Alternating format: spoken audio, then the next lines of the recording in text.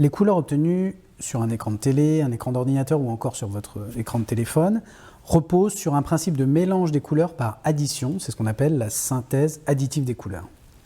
Ces écrans sont constitués en chaque pixel de 3 types d'émetteurs, un émetteur bleu, un émetteur vert et un émetteur rouge. Alors pourquoi ces 3 couleurs? Simplement parce qu'elles correspondent aux 3 familles de photorécepteurs, les 3 types de cônes, qui tapissent le fond de notre œil, c'est-à-dire notre rétine.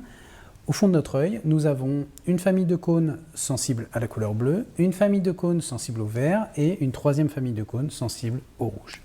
Et avec ces 3 couleurs, on couvre l'ensemble du spectre visible.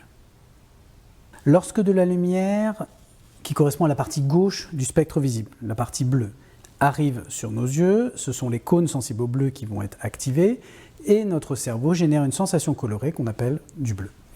De la même façon, si c'est la partie centrale du spectre, c'est la famille des cônes sensibles au vert qui va être active et notre cerveau génère une sensation colorée qu'on appelle du vert. Si c'est la partie plus à droite du spectre, c'est la famille de cônes sensibles au rouge qui est cette fois active et notre cerveau génère une sensation colorée qu'on appelle le rouge.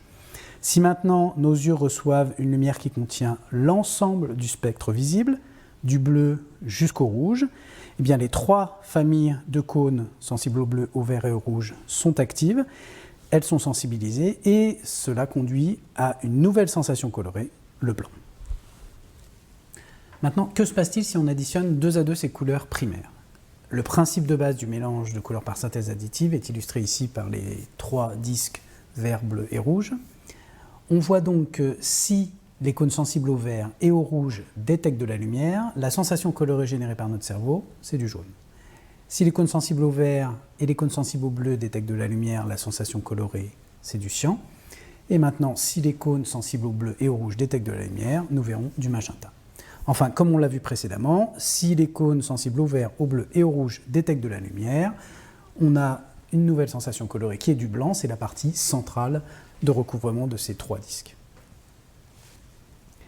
Au-delà de ces mélanges simples, on peut maintenant générer n'importe laquelle des sensations colorées présentes dans le spectre de l'arc-en-ciel avec seulement ces 3 couleurs primaires, rouge, vert et bleu. Le tout est de jouer sur le dosage de chacune de ces 3 couleurs. Et on peut même remarquer qu'avec ce principe de synthèse par addition de couleurs, on peut obtenir des couleurs qui n'existent pas dans le spectre de l'arc-en-ciel, par exemple le rose magenta.